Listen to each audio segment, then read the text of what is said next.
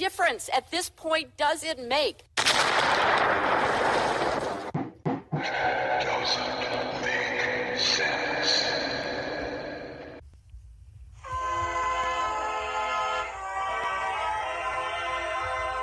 If you're looking to make sense out of what's going on in the world today, then you've come to the right place. Welcome to Southern Sense World Today, then you've come to the right place. Welcome to Southern Sense Talk Radio with your host, Annie, the Radio Chick-A-Dee, and featuring Curtis C.S. Bennett and the most interesting guests that you'll find anywhere on internet radio. So sit back, relax, and remember, Southern Sense is common sense.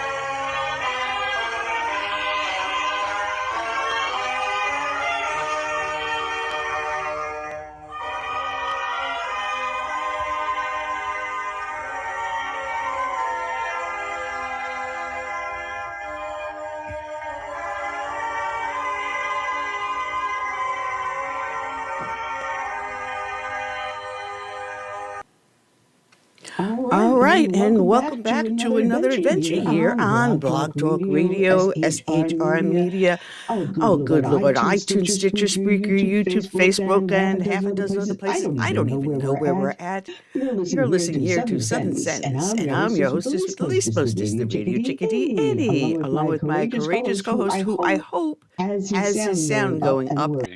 I got you, baby. I got you. I got you. I mean, even the chat room's looking kafooey on me. I don't know what happened to my chat here. Well. Anyway, we got ourselves a jam-up show. We've got Mark Tapscott. All right, we got a 50-50 chance of Mark Tapscott being with us because all hell broke loose yesterday with Hunter Biden's indictment. And he was called at Epoch Times and said, "You've got to face and work on this, blah, blah, blah, blah, blah." So we're crossing our fingers and hoping that everything works out today, that he will be with us. So that threw everyone into a tizzy. Excuse me, as you can see, I still have this cough. I'm trying to get to see a pulmonologist to see what the heck is going on. But we'll have at the second half from the Heritage Foundation, Sarah Parshell Perry. And we have a lot to talk about, a lot to go over.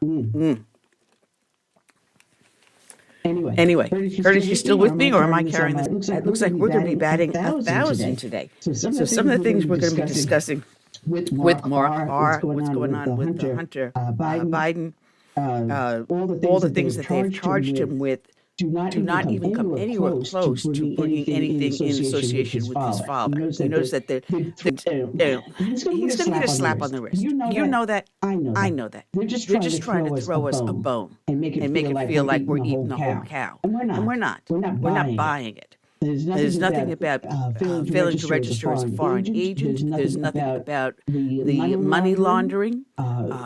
There's a whole lot of things of peddling government influence, access to daddy as vice president and as president. There's a whole lot more to this Hunter Biden situation and creepy Uncle Joe, Poppy Joe. They just want to give us a little something because they just came back into session on Monday, which was September 11th. And they have been in session trying to hammer out the budget, and there's problems with the budget to the military, and they're trying to pull some number games and shenanigans. We'll be talking to Mark about that if we have enough time. And then with Sarah, we have now this is interesting. This broke this morning, so I did not get the whole story. I'll try to pull it up while we're doing the show. But the school districts in California have just banned the LGBTQ whatever other letters could follow behind, the pride flags. They banned them on the school grounds. That's a step forward, folks. That's a step forward to reclaiming the innocence of our children. There's no place for that in the school. That just happened in California. Meanwhile, California had passed a law which allows gender affirmation to minors without the parent knowledge. And we'll be talking about a lot about all that other stuff. And if no one was paying attention, a couple of weeks back, I was mentioning this illegal lab that was uncovered by the Chinese were running an illegal lab here. But there's nothing there. They're saying there was no harm done. I'm going to make a bet. One of those test kits from this filthy lot to talk about. So Curtis, are you back with us? I am not getting any sound from Curtis. All right, well, we'll just have to keep on going until Curtis can finally get himself pulled into the show. Those that are watching, you see that the camera's a little bit different. The camera works a little bit different. The camera I was using last week, if you saw, it was kind of like sketchy. The camera died on me. So we're drawing a nice, clear picture of this ugly mug. All right. Those that watch the show, listen to the show, know that we start off each and every show with the dedication to a fallen angel. Try out a couple of different new things. So hopefully this will work. I took the actual video from the news broadcast, and I placed it here together to do the dedication for me because of my coughing and my voice. So bear with me as I try to push this live and let it play for you so you can listen in. Just give it a second. All right, should be coming up second. And of course, it's not going to play. It's going to make me a liar. It is going to make me an absolute liar. I can't believe this. If anything can go wrong today, it will go wrong. And of course, we don't. All right, we're going to have to just cancel that and bring back my ugly mug and get rid of that. So obviously that did not work. I apologize, folks. Looks like Curtis is trying again to call in, and he's trying again and again. Poor guy. He can't even. Curtis, I swear they got something in for you. We got you now. I just decided to call in. Can you hear me? Yeah, we got you now. We got you now. I decided to call in. Well, unfortunately, I had made a video for the dedication, and it's not working. It did work earlier today, and I guess maybe I got too many things open on my computer, and it's just taking up too much memory. So I'm just going to do the dedication off the top of my head, trying to remember what the heck I was doing here. And today's dedication is going out to two firefighters from Cal Fire and their pilot. The dedication I had were video clips from News Channel 3 and KCAL News. Unfortunately, they're not working. They're not playing properly. The two firefighters and the pilot were killed in a mid-air collision on April 7th of this year while battling a brush fire. The one helicopter, known as the Sky Crane, landed safely. The copter that they were in did crash and ignite a second brush fire. So today's dedication is going to go out to Assistant Chief Josh Bishof, Captain Tim Rodriguez, and the pilot Tony Sousa. And they were killed in Cabazon, California.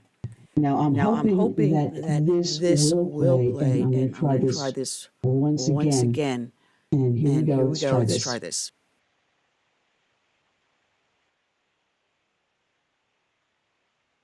And do we have the sound?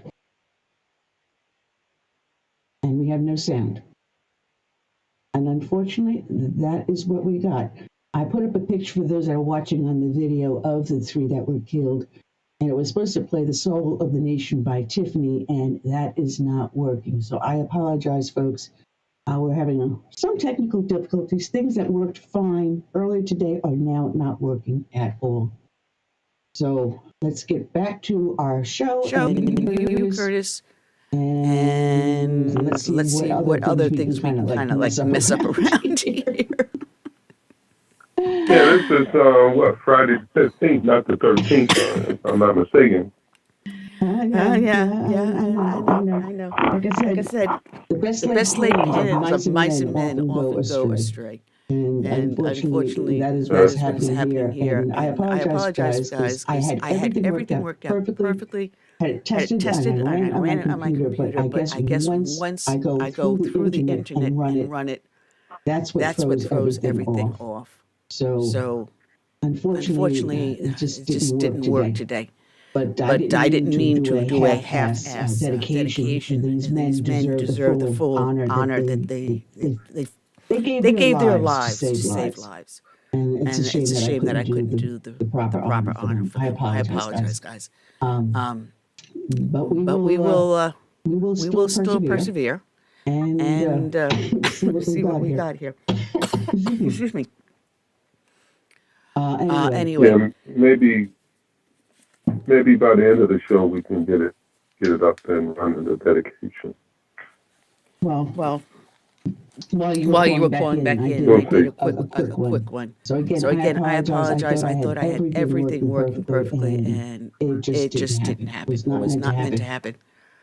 So anyway, I don't know if anyone caught this. This was an article that popped up in the New York Times last week, and I gave it a glance, and I said, "Oh wow, this is interesting," and I put it aside. And then just 2 days ago, it resurfaced on Breitbart News, and John Nolte wrote the article in response. Now, there is a woman who's running for a candidate for the Virginia House. She is a candidate for the Virginia House. She's a Democrat. Her name is Susanna Gibson. And the New York Times said that the story that was going around that about her performing sex for money online was a lie. And they're saying that what was being leaked was a sex tape that was made between husband and wife that accidentally got released. Well, Breitbart kind of like looked into this a little bit further, and oops, New York Times got it wrong. New York Times. He writes, State House candidate in Virginia condemns leak of sex tapes. That's the Times headline. All right. So she's saying, no, it was a sex tape made between my husband and I, and it was just accidentally leaked. Well, not so fast, guys. Not so fast. As recently as September of last year, 40-year-old Gibson, who was a nurse practitioner, and her attorney husband performed hardcore sex online. At the time, Gibson was raising money for her campaign. During these degrading videos, this mother of two small children offered to further degrade herself for money. She told her online audience she was raising funds for a special cause, presumably her campaign. He further writes, I have no intention of detailing the details again. And he has a link on his article on Breitbart. We can read it. He goes, let me say that even though I grew up on HBO, I'm still shocked by how depraved people can become. And he calls her a pig. He goes, this pig and her pig of a husband are parents. Nevertheless, they not only perform hardcore porn online where everything is forever, but they also did it while she was eager to become a public political figure. No decent parent risks her kid coming across something like this. And this is a nurse practitioner. You go to her for your health care needs. And she's running for the Virginia House. This was not revenge porn, guys. This was not a videotape that was leaked. She was fundraising while performing hardcore sex online. And this is who the Democrats put forward as a viable candidate? They allow her to run on the Democratic ticket? Maybe she's in the wrong industry. Maybe she should be in the video industry. Adult video. But this is who the Democrats are putting forward as a candidate. Instead of condemning They don't her, care. instead of condemning her, there's no there. I'm sorry. This woman is so irresponsible, and she's a mother with kids in the house while she's doing this, I'm assuming. Yeah, but the way they see it, this is a form of freedom of expression to them. Well, I'm wondering where in campaign finance reform says that you can. I don't know if that's even legal to raise funds for performing sex. Oh, wait a minute. Then again, there's the transgender story hour for kids too. I forget. I'm sorry. I forgot they allow that too. What sort of depraved society are we devolving into? That even the New York Times is something that's acceptable, something to be swept under the rug? Anything goes society. And that's sad. That is very sad. Very sad. We mentioned earlier, Monday was 9/11. and as my listeners know, I am retired from NYPD, and I retired before 9/11. I retired back in '96, so a little older. And I did lose some friends there. I know the area very well where the towers once stood. Been there many times. And it's so were you living 22 there years at the time of the attack? No, I was living here in South Carolina by then. And so you had moved already. Yeah. Had already moved. I was getting ready to go have surgery. They were getting ready to fuse my spine from line of duty injuries. So it's been 22 years. 22 years. And I mentioned this on the show last Friday, that Joe Biden was going to be in Alaska. He was on 9/11. Queen Camilla went to the ceremonies. And they only showed brief clips of her there. I guess it was smart not to leave the camera on her too much. Might get her cackling. Giuliani said she ruined the day for him. He did, actually. There's a video floating around on the internet. Bless his heart.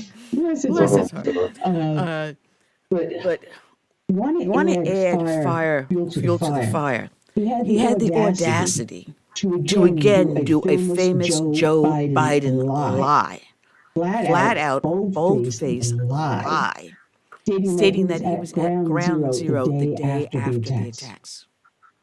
Giuliani was at ground zero. The police commissioner, the fire commissioner, every single person of import that headed a emergency service agency was there. Union workers, Teamsters, were there to help dig out. People came from anywhere and everywhere and covered that ground to assist in the rescue. Who was missing?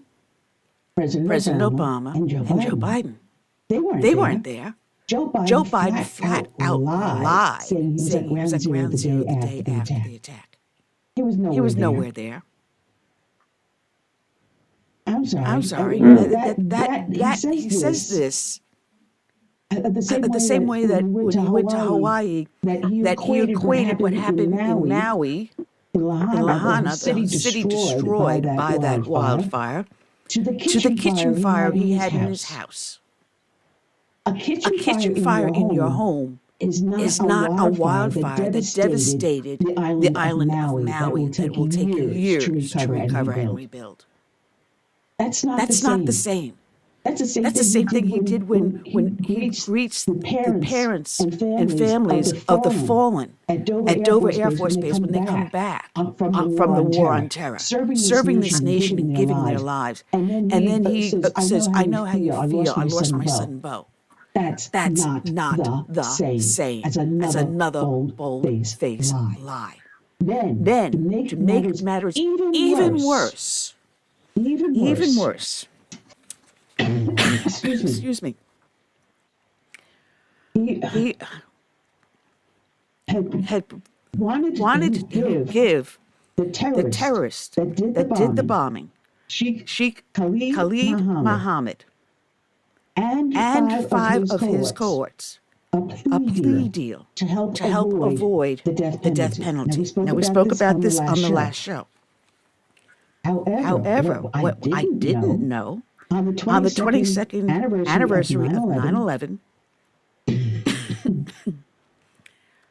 excuse me, I'm so sorry. What he did was he announced a multi-billion-dollar deal with Iran. That we are giving Iran $6 billion in frozen assets and a prisoner exchange. And this was announced on 9/11. And it should be noted that the 9/11 Commission found credible evidence Iran helped the hijackers travel through the Middle East and get trained. And also on Monday, 9/11, Joe Biden praised the Saudi government. I'm sorry. This is really hard to take. This came up on Eric's show, and he talked about it on his show on the day after, on September 12th. And God bless him for pointing this out. He writes, that lack of empathy has seen this administration insist Americans be grateful for an economy that they do not feel is great. Likewise, it has pushed this administration to force behavioral changes on the American public. The public does not want the types of vehicles they buy, to the stoves they use, to the water heaters they install, among other things. This administration, frankly, seems less like it cares for the people than it cares to fundamentally alter the people's behavior in some way, wherein the people must conform to the demands of the administration. They view their position not as governing administration, but a ruling regime. And so operating, they have chosen to keep the president on the sidelines for 9/11, while giving one of our enemies $6 billion on the anniversary of that enemy helping terrorists murder thousands of Americans. Well said, Eric. Well said. I mean, I was just in the grocery store earlier today, and a box of cereal's up there around $7 for one box of cold cereal. Gas is still over $3, way over. And this guy is bragging about his economy. Bidenomics. He must be insane. Bidenomics. And now they have the talking points they sent out. and they made a mistake. They sent the talking points also to Fox News and Newsmax. They sent it to One America. also. OAN News. And saying that they've got to counter the conservative message, the MAGA message. They've got to counter it. They've got to say everything that we're saying about Joe Biden are lies. There's no evidence. Yeah. Tell that to Devin Archer, who testified before Congress. Tell that to the 20 million that was uncovered that went to family members, including grandchildren and in-laws. I'm sorry. Tell it to the Ukrainian prosecutor who was fired, knows he definitely was fired on Joe Biden's orders. I'm sorry. The evidence is mounting left and right. So no. All the mass media out there, the left-leaning media, they're telling lies about the president and his son. You're disgracing them. How dare you? You evil, mean MAGA people. You people who dare to embrace your God and guns. How evil and mean. Oh, wait a minute. Here we go. It's evil for us to embrace our God and guns.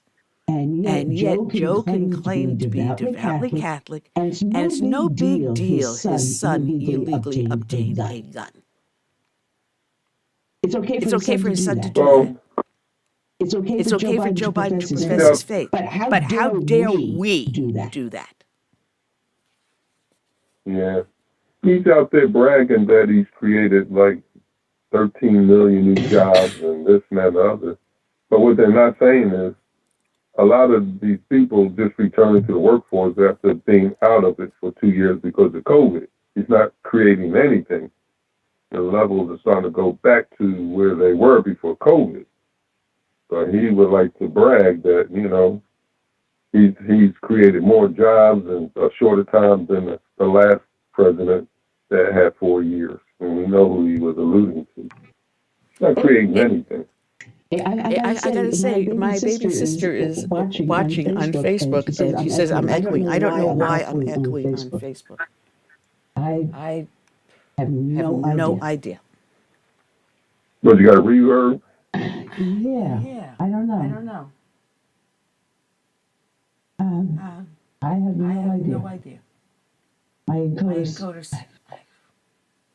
Otherwise, it sounds fine for everyone else, I guess, but I don't know what Facebook is doing to me. I apologize, guys, if you're listening on Facebook. Switch over maybe to YouTube or onto my show page, which is Southern Sense. Just put a dash in the middle, and it should be fine there, because I know Tim Tap's over on my homepage right now. Excuse me. Now if I can just catch my breath. Oh, man. We should have Mark Tapscott call in a few minutes. So we covered our friend here, Susanna Gibson, and her husband with the sex tape. We covered Uncle Joe on 9/11 and that debacle. Here we go, Southern Border. And this was on Sunday. This past Sunday, this article was up in Newsmax. And Newsmax writes about a convoy that was traveling into Mexico from the U.S. was attacked by gunmen on Saturday. And three people, including American citizens, were wounded with gunshots. The State Security Department said the attack happened on the international bridge that connects the town to Miguel Ailman with Roma, Texas. And initially the agency reported 9 people wounded, but later said that 3 had gunshot wounds and 6 suffered panic attacks. And the injured were taken to the international bridge and handed over to U.S. authorities for treatment. It was a group of at least 20 people traveling to central Mexico. Upon entering Miguel Ailman from Texas, they were struck by an armored truck of the type commonly used by cartels. And then came under heavy fire. Then the attackers fled. So nice border we have here. Nice border. And I have a funny feeling this might be our buddy Mark. Let me see if it is. And let me see if it is. Come on. All right. I hope this is you, Mark. Welcome on board, Mark Tapscott from the. Yes. It is. I'm sorry. I have been battling. Yeah, it is. Mark Tapscott. Yeah. Hey, how's it going, Mark?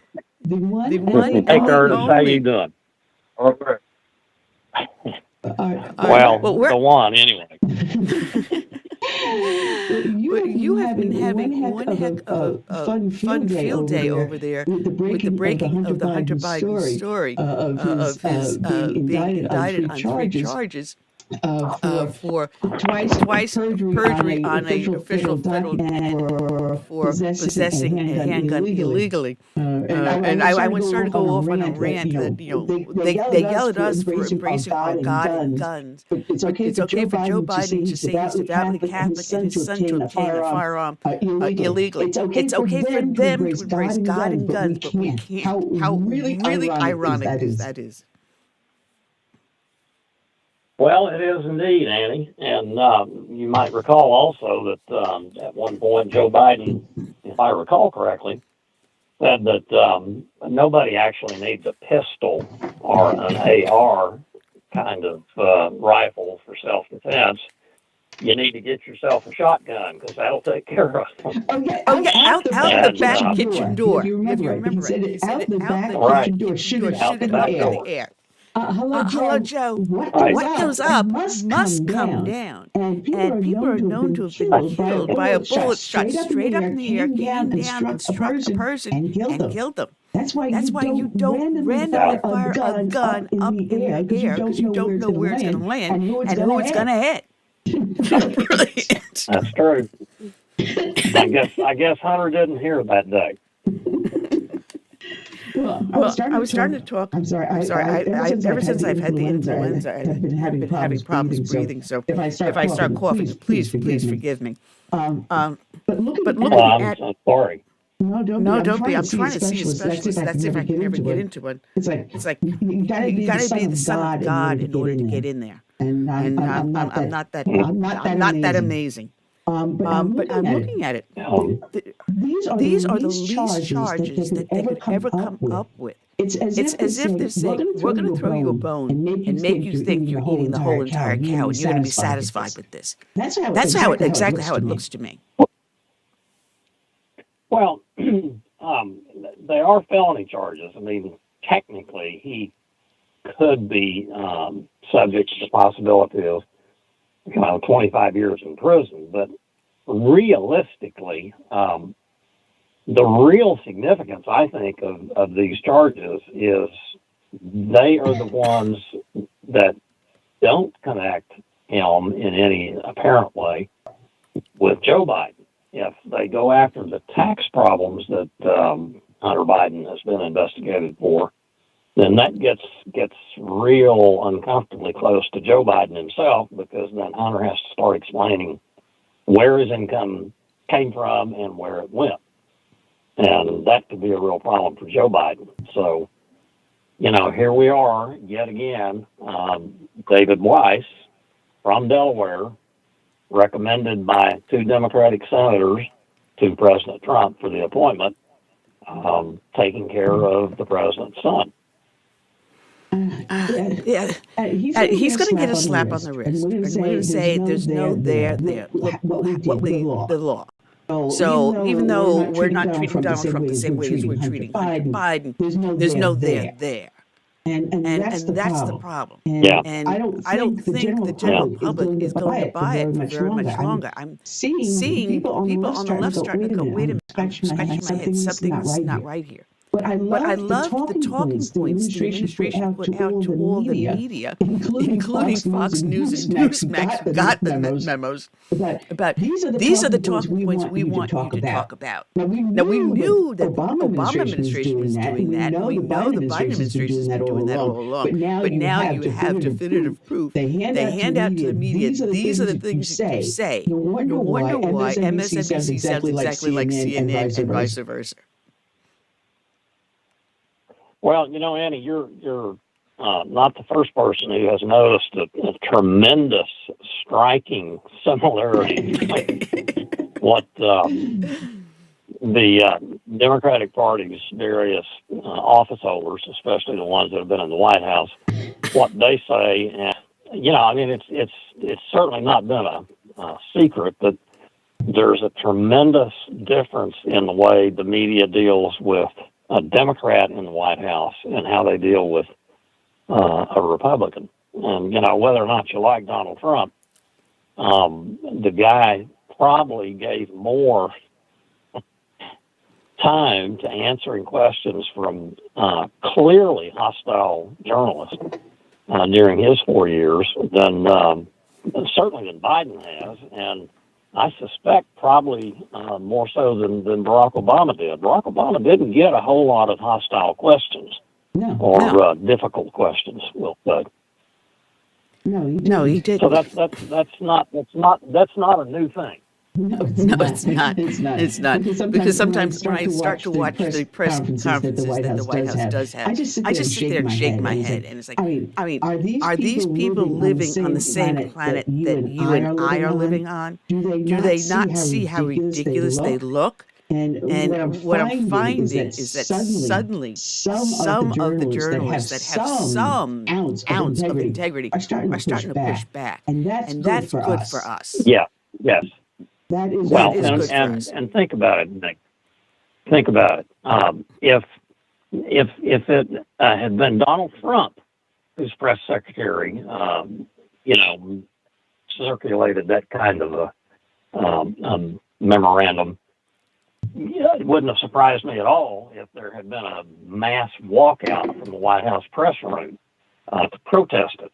And the fact that that did not happen with the present bunch of White House reporters, I think it really reflects the sad state of the journalism profession, at least in my view. Of course, I'm from an old school of journalism that says you're supposed to report the facts. We're not supposed to talk about old. We're not supposed to talk about old. Yeah. There's no future in getting older.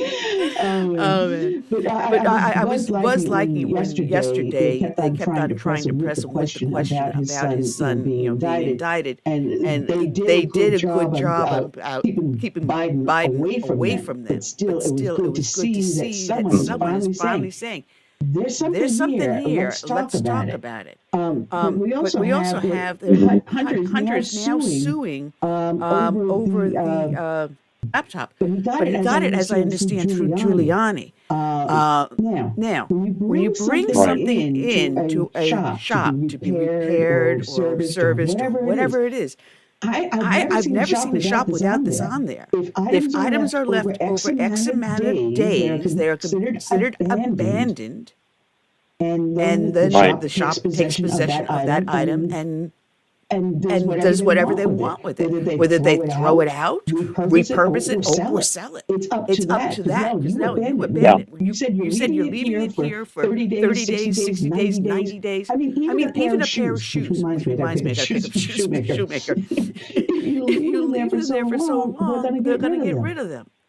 And why not make a buck on it?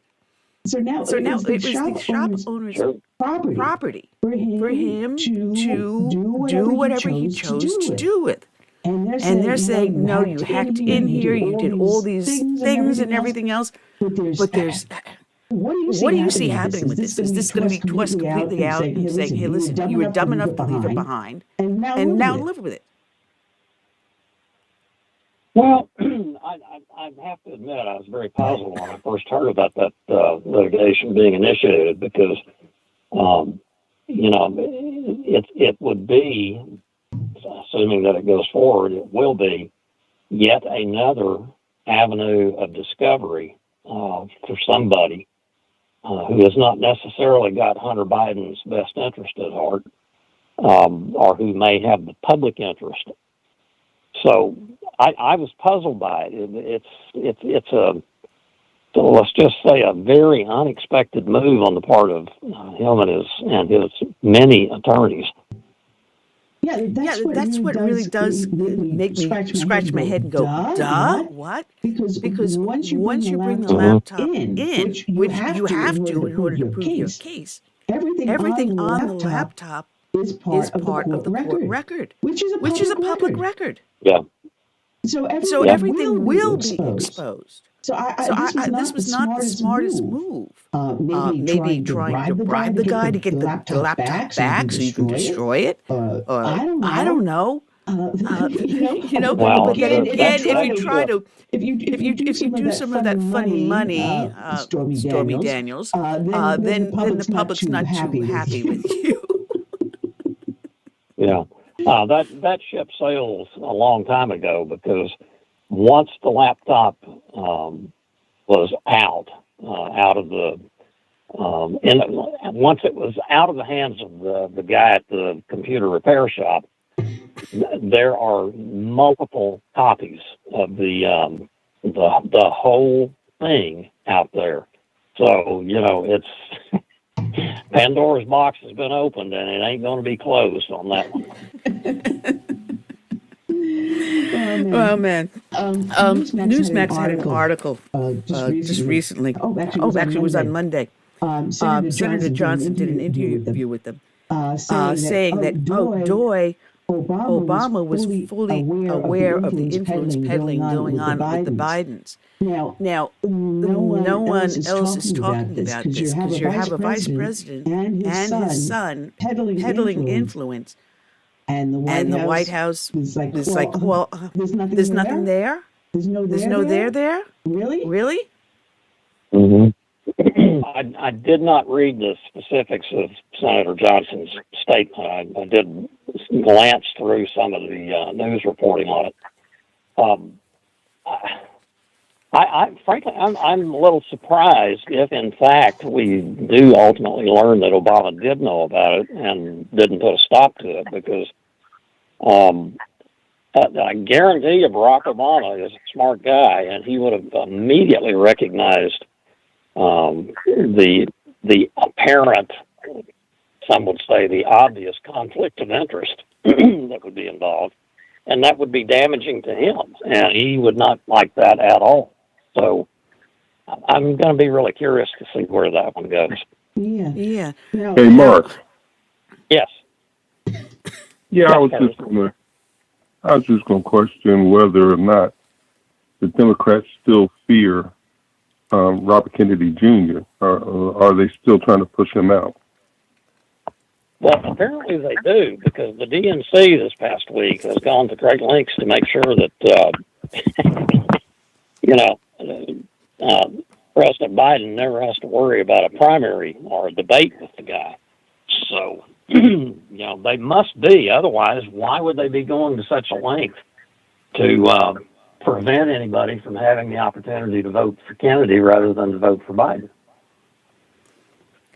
Now, I was hearing that there was a couple of his buddies, Biden's pro-Biden people, that are saying, Joe, don't run.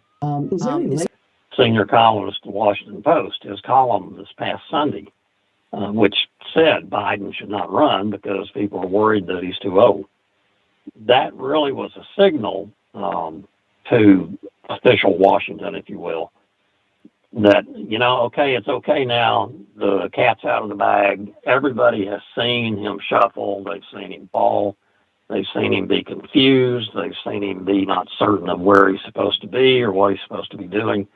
And, you can't go on with the charade that there's, the man's 80 years old, and it really does show. And that raises questions of fitness for office. And it's not an ideological or a partisan question. And the fact that David Ignatius explained in his column that he admires Biden greatly, agrees with what he's been doing, but still there's that fitness for office question. And lots and lots and lots of people in this town are talking about it now, and they will continue to.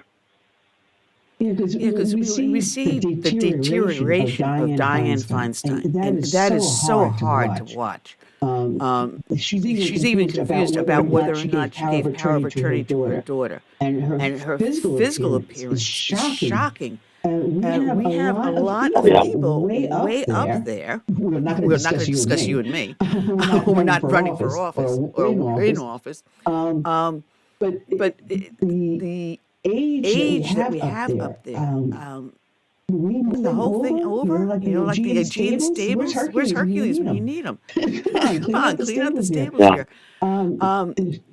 You look at the Romneys, they're left. Whoop-de-doo, you're doing us a big favor. You're letting us know now instead of next year. So what? But we do have a heavy thing on our hands with people being this old. And Pelosi, she's running again. Hello, Pelosi. Go to the...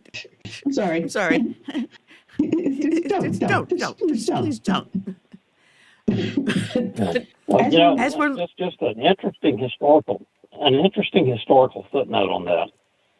In the early years of the Republic, the average age for a member of the House of Representatives was somewhere in the late 30s. Mm-hmm. And typically there were, most of the members were freshmen or only in their second term. Right. The reason for that is because there was a very established civic culture in which you felt that you owed, you had a public obligation to serve for a certain amount of time, and then you went back to private life. And consequently, you had a continuous and substantial turnover in the people in Congress. after the Civil War, that ended, and the average age and the tenure began to go up, and it's kept going up. And now, they're here forever, and you can't get rid of them. and consequently, we have many more much older people holding office. And, it's not, it doesn't, liberals get old and conservatives get old. Democrats get old, Republicans get old. They all do. Now there's people in D.C. talking about, well, maybe we need to have a maximum age limit for being in Congress in addition to a minimum age. Well, there you go. Now, say 50 years or 100 years from now, God willing, that our republic still stands, and advances in medicine become so great that someone at the age of 80 may have the mental acuity of someone at the age of 25 or 30. We don't know what medicine's going to bring, so doing something like that may end up having the adverse effect that you want. But still, there should be some sort of a mental acuity test, maybe? I don't know what the answer to that is. Also depends on who's going to administer the test and how you're going to interpret the reading. That could be, again, used by parties to disqualify someone. There's so many pitfalls that you have here. But when you see someone, definitely like Mitch McConnell, have those moments that you're saying, wait a minute, we seem to feel you are unfit for office. Maybe it's time we take some steps in which to remove you from that office.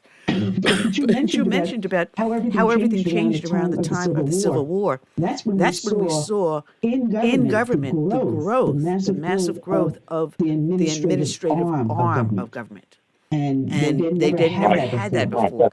You came in, you served your term, and you were someone that in the off hours you went back home, you visited and talked with your constituents, you did your job, because most people were either farmers, shopkeepers, or things like that, ministers. You had a job to go back to. But we also changed it when we changed the fact that the enumeration they received, the benefits, the pay, things. Congress and the Senate now control their own purse. Before the states did. When we changed that, no longer they were answerable to the state they were from, they had themselves a permanent job. And that's what we have to reverse. We must make them answerable again once to the state that they are representing and not to a life term in Congress. With that tribute to the 10th Amendment, which I wholeheartedly endorse, I'm going to have to sign off because I've got to go to another meeting.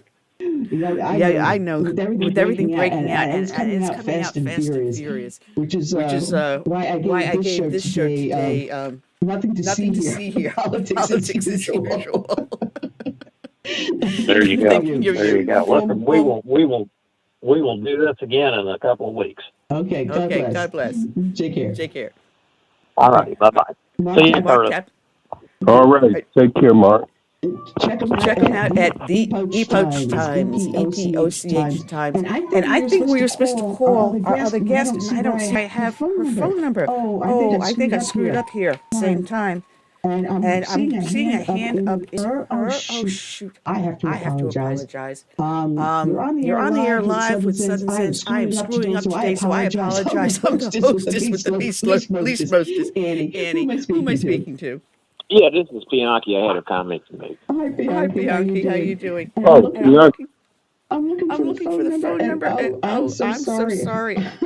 Go ahead, Bianchi. Folks, this is live radio. You can't make this stuff up. Well, you was talking about Hunter Biden's laptop. Now, from what I've heard, there's some very, very precarious information on his laptop. Source. And some discriminating information, images on your laptop.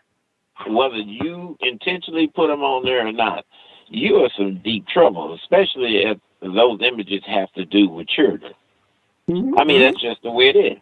And if you give that laptop to a service technician and they just they run across that information, well, they're supposed to report it. It's just like a child that goes to school with bruises on his face and on his body. The teacher is supposed to report that to the authorities. It's simple. So him suing because it was turned in is irrelevant. Apparently, you have something on your laptop that is very, very troublesome, whether it's national security or whether it has something to do with the innocence of children or whatever. That is on your lap, and you have to explain. If it's criminal, you will be charged for it. I mean, that's just the way it works. Yeah, and this goes back to the days when, before all this digital stuff, when you had to take your film in to be developed. And if the developer sees anything on there, like, children being exploited sexually, whatever, they had to report it. So and some stuff they wouldn't develop, remember?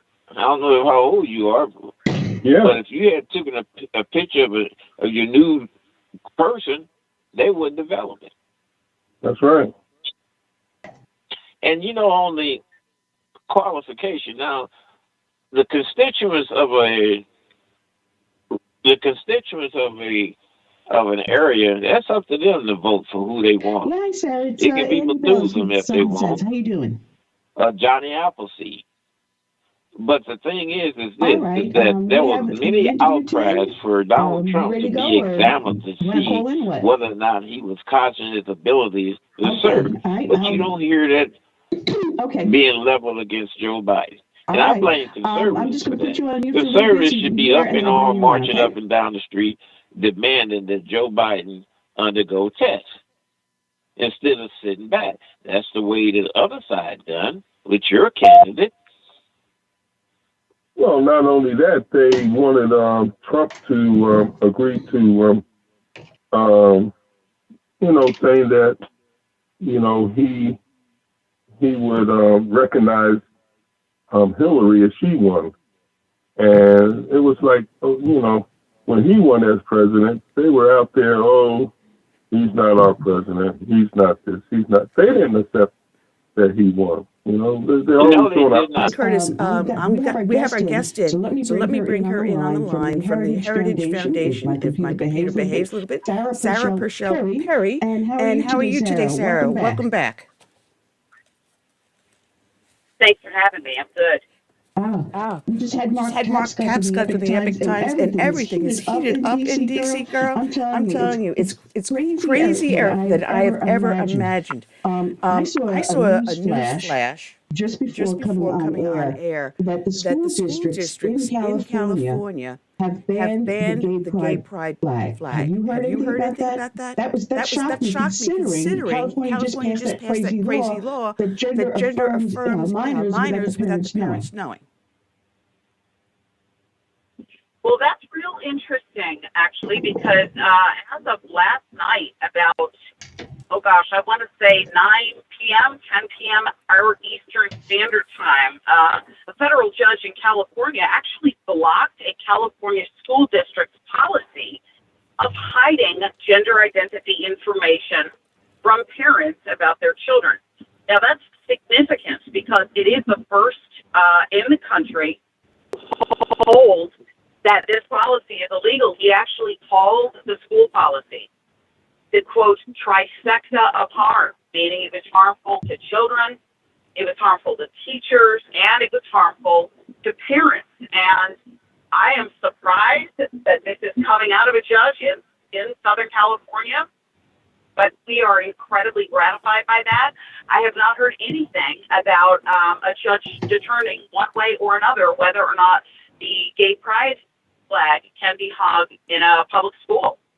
Well, this was what I saw was a flash, and we came across a Newsmax, and I caught it as I was bringing my notes into my office. And it said California school districts banned the flag. And that amazed me.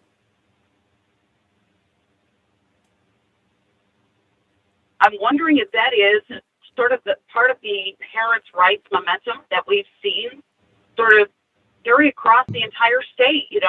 The Bonita Unified School District has issued a policy, for example, that provides parents affirmative notification of their child's gender identity. So they've taken the opposite approach. Most school boards now, in blue states particularly, are blocking all information about minor children and gender identity from their custodial parents. If they're not considered to be affirming, then they are supposed to be essentially considered a threat to the child's health, safety, and welfare. Thank you, California. And in fact, Governor Newsom has a law right now on his desk determining that the failure to affirm a child's gender identity is dispositive in child custody cases or could be deemed child abuse. But some school districts in California are actually taking the opposite path. They are being aggressively enforcing a First Amendment free speech protections that strengthen parents' rights and allow all individuals a voice and not just the sexual and gender identitarians. I was reading National Review, and I did not grab the magazine, and there was a little blurb. I hate when I catch these things 5 minutes before you go on air. Then you say, all right, I'll try to remember this, and you forget the article. But they had a little blurb in there about a Catholic couple that were infertile. They were having a problem, having kids and anything. So they decided to foster. They applied to the state. And I'm thinking that it was Pennsylvania. I could be wrong. If anyone read the National Review article I'm talking about, just put in the chat room and correct me if I am incorrect. But it was, I think it was Pennsylvania. But the state said, if you do not tell us that you will affirm the chosen gender of that child, then you can't have the child. Now that's my religious belief. You are now interfering with my First Amendment right. You got it. And I will tell you this. So that was a case that's currently pending in federal court in Massachusetts. But as we remember, not too long ago, the Supreme Court, in a very significant case called Fulton versus City of Philadelphia, determined that, for example, a foster agency operated by Catholic Social Services could operate in line with its religious beliefs without actually having to accept same-sex couples as adoptive or foster parents. Well, the flip side of that equation, naturally, under Supreme Court jurisprudence, is also true. That means that individuals who would like to foster may do so according to their religious beliefs. This is the weakest of all conceivable cases, and honestly, it's just a matter of time before either a federal district court in Massachusetts or a federal appellate court strikes down the current city policy. I know I was asking the right person the question. It was a state that would PAMA. But as I was reading the article, I thought how ironic if this was a Muslim couple, a devout conservative Muslim couple that looked on same-sex couples as blasphemous, and under some Muslim nations it would be penalty of death. They would give them the child, but not a Catholic. And the assault on the Catholic religion, I find is astounding, considering that we've had presidents that are Catholic. We have one sitting in office right now claiming to be Catholic. I say claim because I was raised Catholic. So I can. But the attack on... I will tell you, I think unorganized religion, really of any sort, Orthodox religions that have been around for not just centuries, but millennia, right? So we're talking about Orthodox Judaism and Orthodox Islam, Orthodox Christianity. That's why it's one of the reasons we ascribe to the Judeo-Christian value if we're talking about sort of those fundamental spiritual beliefs about the nature of humanity, the origin of male and female, the creation of the world, the nature of human sexuality, the biological reality of our bodies. Those are held by all organized religions. And so what we see is really this attempt to coalesce into a new theology, this sexual and gender identitarianism, right? So it's a new theology of its own making, and it allows no dissent, and it forces all of us to adhere. Well, where we are seeing the most activity in the federal court systems right now is at the intersection of anti-discrimination law or the basis of individuals of sexual orientation or gender identity perspectives up against the religious liberty, the fundamental sort of individual interest of those individuals who don't want to toe the line. Say, listen, my religion tells me otherwise. That's where the fight is, I think, most violently raging right now. I've being somewhat older person, I've had walked the path, and over the years, I see that the more they separate us from our faith and our family, the more people are left astray. They feel lost. They have nothing to work for or achieve unless it's fame and money. What they're doing is looking for something that's temporary. Transitory. They have no actual real purpose in life. But once you give them back that family and faith, there's something to aim for. They feel like there's something better, higher to reach for. And they achieve more. But we are now creating generations of people that will have a mental illness because there is no purpose to their life. And that's the whole thing. There has to be a purpose to our lives. For our life to mean anything. For us to mean anything. And that's what we want. We all want to be assured and reaffirmed. But who's out there? The number of followers on TikTok or Facebook? That's not our affirmation. But when they take away our faith and our family, they destroy us as a nation. Am I seeing something different? No, that's definitely a reality that we're dealing with. I think what we're seeing right now is ultimately the sort of leaving of organized religion on the whole, no matter what it is.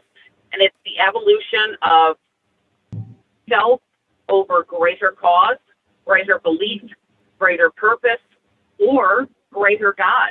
And for myself as a Christian, obviously speaking from my own perspective, I can say this is very much a Romans 1 battle. This is individuals who are turning to their own predilections, their own sort of dispositions, their own prurient interests, and those are becoming their own religion. They are becoming an idol in those individuals' lives. Well, civil rights law, civil liberties law, in which I've been practicing for the better part of 30 years, these are all to benefit all of us.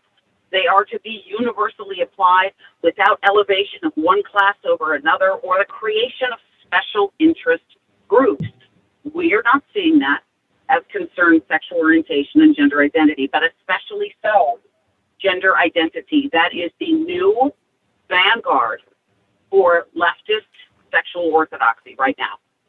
It hits everyone. It hits my family. And we are made in the image of God, and that is our Judeo-Christian belief. We are in the image of God. Therefore, what God put on the earth, He said, "This is what I'm putting on earth. This is who you are. What you do with it, and how you achieve your life speaks volumes on how you will obtain eternal life." So now, what they're telling kids today is that you're not in the image of God. God made a mistake, and God's not perfect. We're going to tell you what is perfect for you.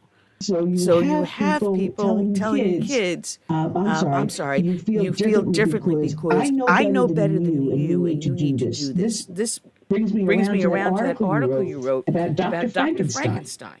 And you have people like Dr. Frankenstein being an influencer and destroying lives. And that's sad to see.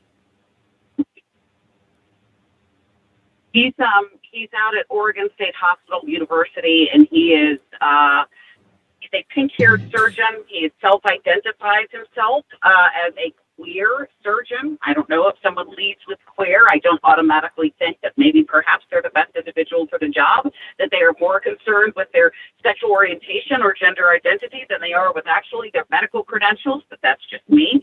He has provided his minor patients, and he is ground zero from some of the most gruesome Machiavellian medical experimentation that we've seen anywhere in the country.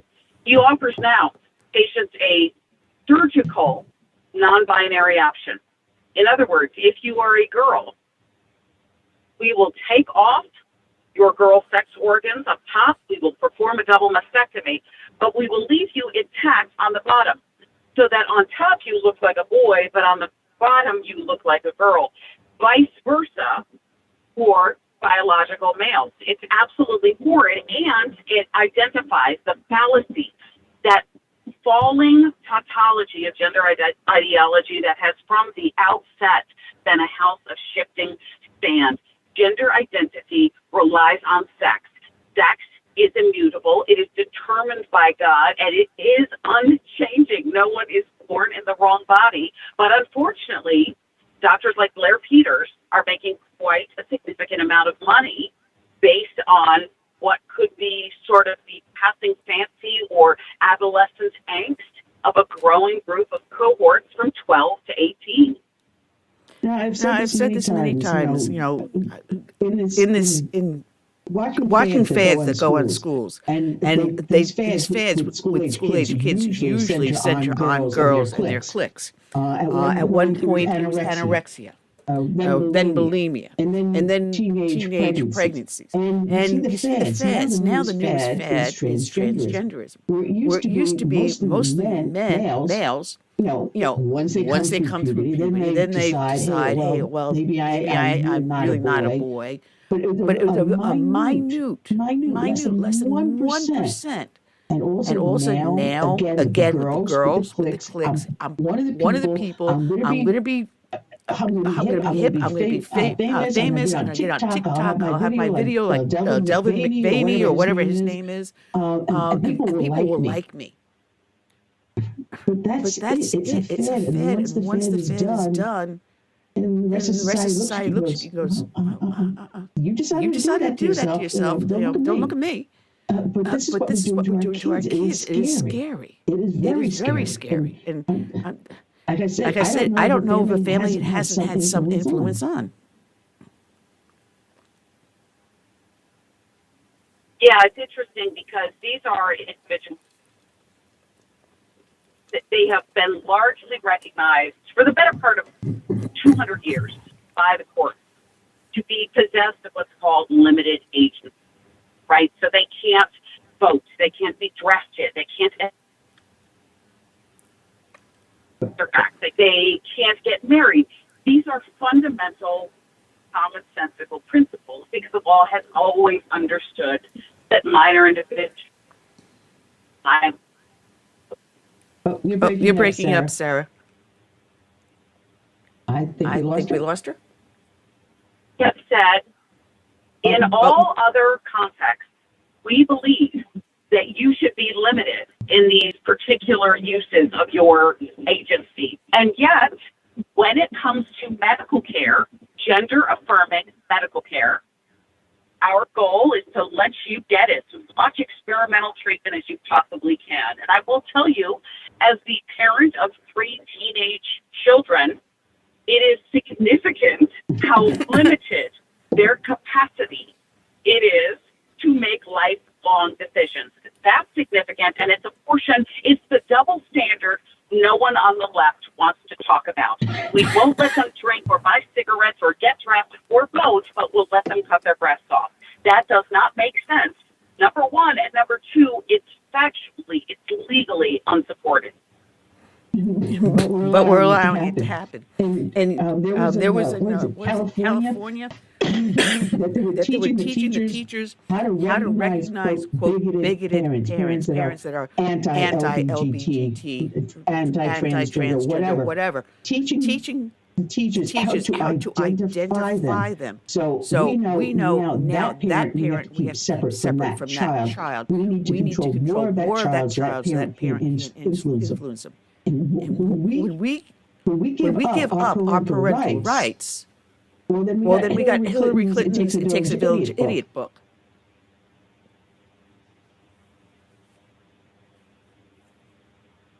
I think that's the new battle guard. We've seen the sort of crux of the issue between civil rights in the context of sexual orientation and gender identity, and then public accommodations law, anti-discrimination laws, right? We've seen it in Colorado, we've seen it in California, we've seen it in Washington. What happens when non-discrimination law butts up against an individual's religious liberty? Well, time and again, both in Masterpiece Cake Shop and the Jack Phillips Cake Shop cases, in 303 Creative, literally just out a few months ago, they have said time and again, when we judge anti-discrimination law, civil rights law, public accommodations law against the notion of the First Amendment and these fundamental free speech and free exercise principles, the First Amendment is going to win every single time.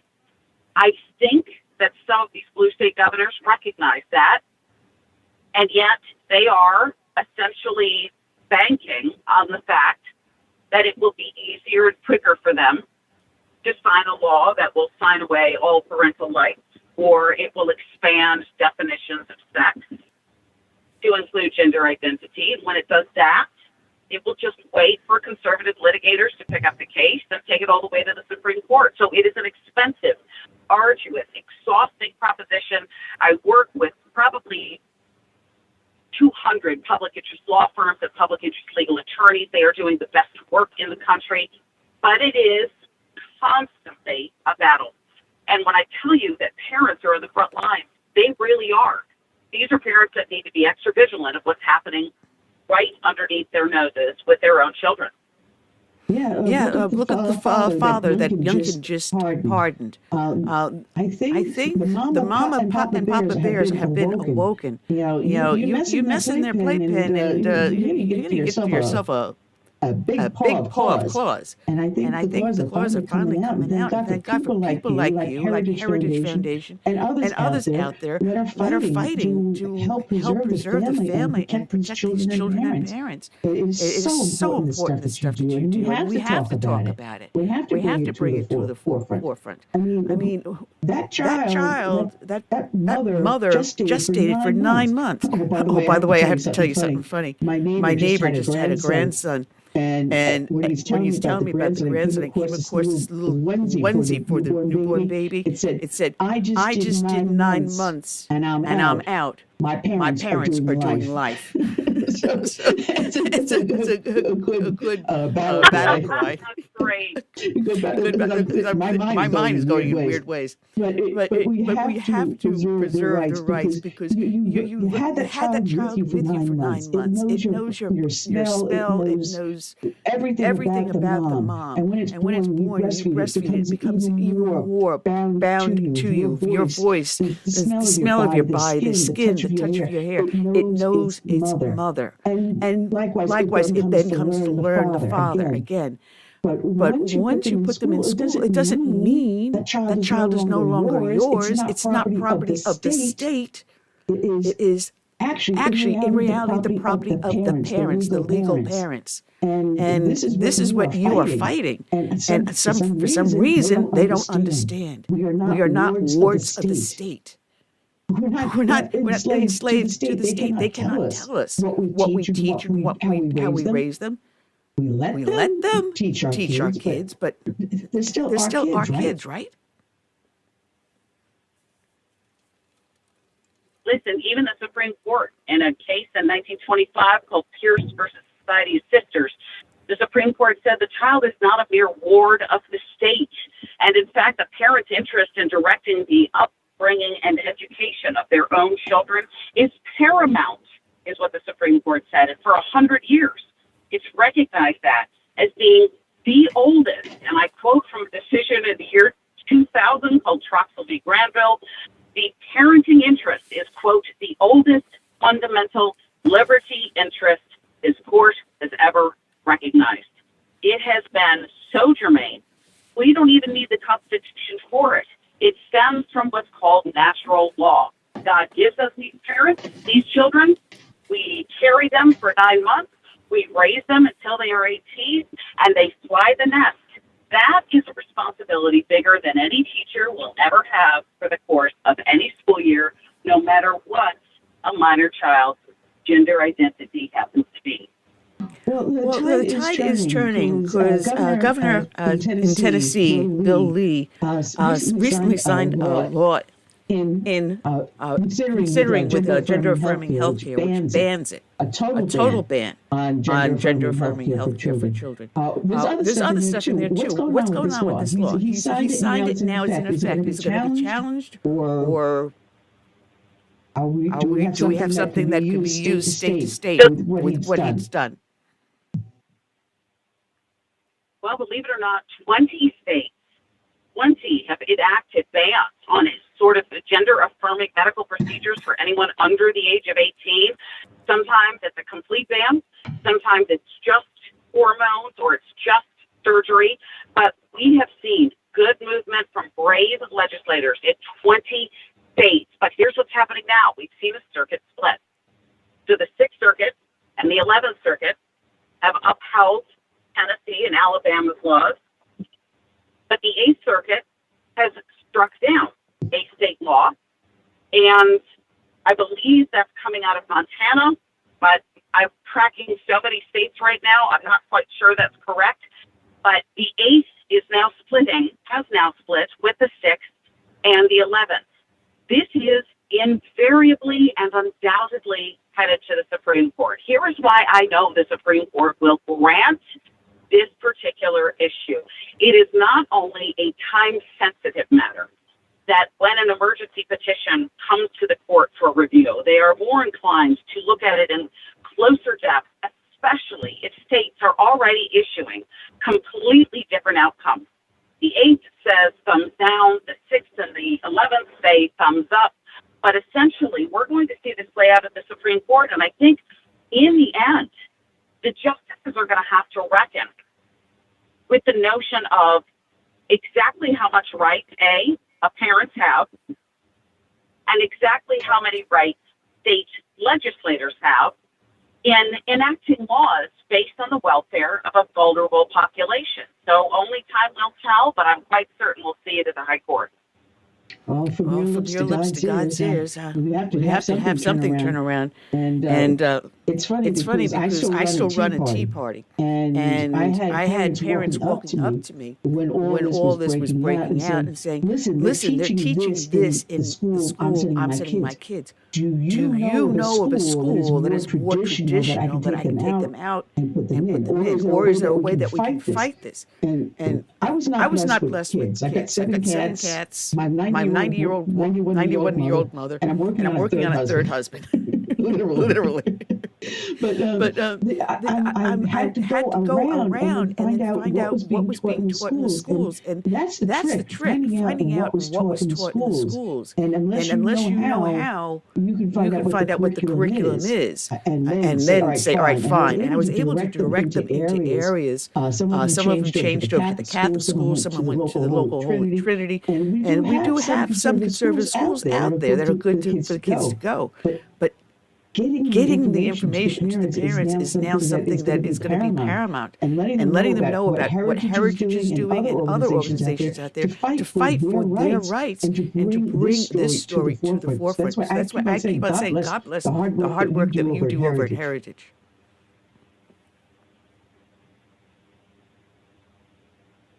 Well, I'm very grateful, and I will tell you, it is no shortage of work product during the course of the day. Now, my 3 teenage kids don't believe it when I tell them, but I literally get up in the morning every day for them.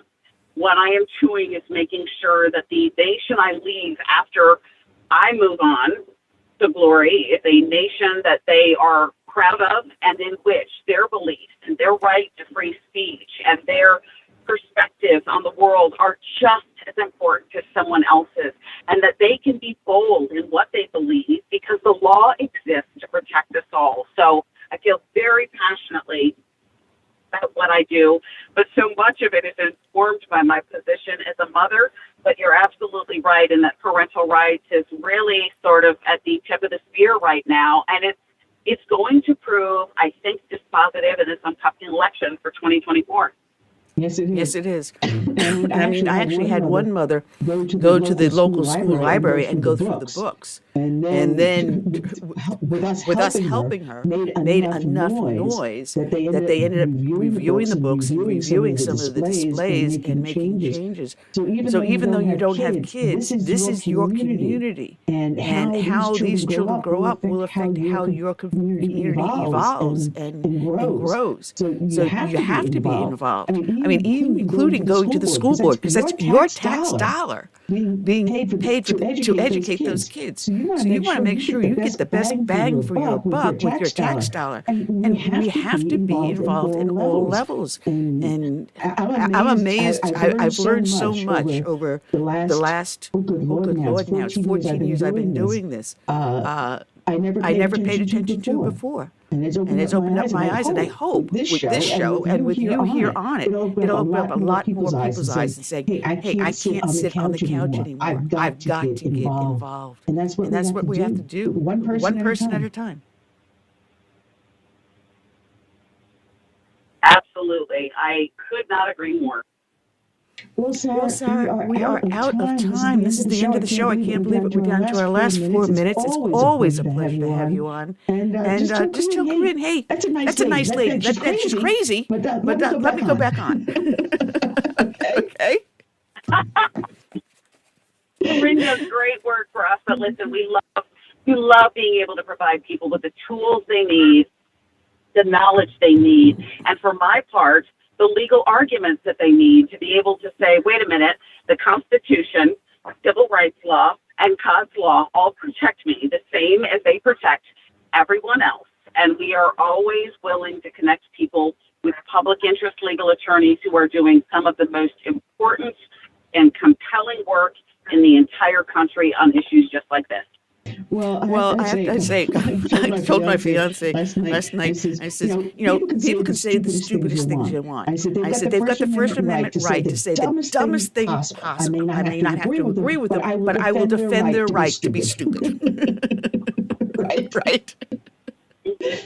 Yes, and Voltaire said roughly the exact same thing. So it is a long-standing principle, and we need to remember that as members of a pluralistic society. Well, God bless, Sarah, and we'll be talking with you soon again, I hope. And you travel safe, because it sounds like you're in your car.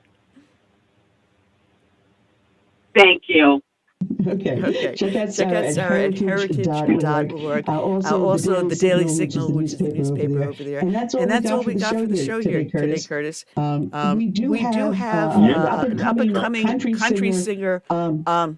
Oh God, I'm going to mess up his, I believe the first name is Jim Huddleston. He's got a brand new song out. It's his first, and it's being released. It's called Go Away Joe. And Sweet Sue put it up on Twitter, and I put it out there too for people. And by the way, people, go to Substack.com. I have a new page up there, and I'm putting the podcast up over there also. So YouTube can take them down as much as they want, and Facebook can mess it up as much as they want.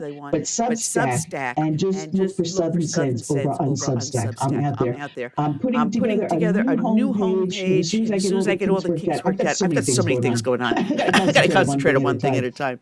But I'll have everything also on the new homepage when I get it put together. So I want to thank everyone for joining us, those that were in the chat room, those that called in, those that have been listening on Facebook and YouTube and on my homepage. We'll be back next week, same bat time, same bat station. So I say good night. Right. And God bless. Take care.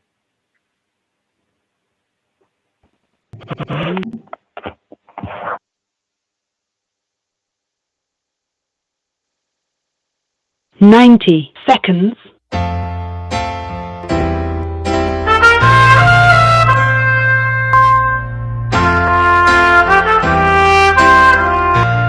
Praying for this land I love, America, America, the home of the free.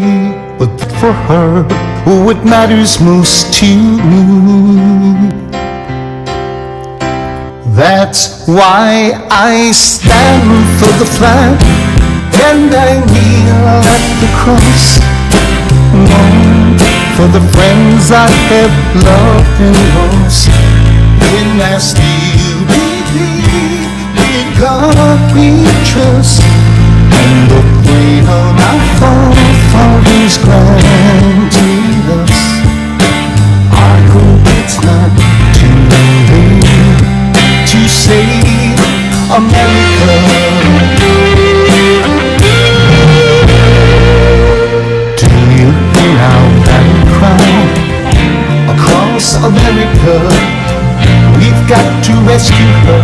You know it's up to me and you to see the truth behind their lies. Don't change America.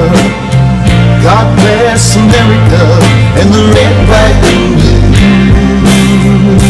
That's why I stand for the flag and I kneel at the cross.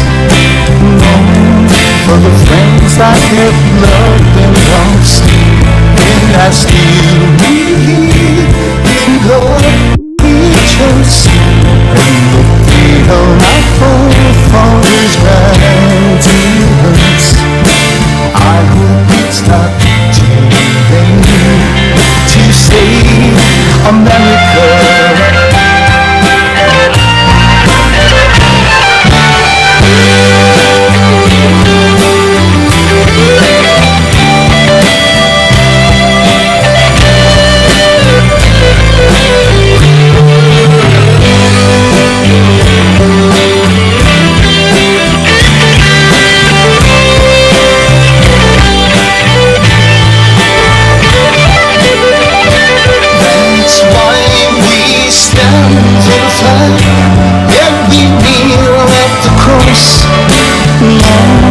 For the friends we have loved and lost, and we still believe in God we trust, in the freedom our forefathers granted us.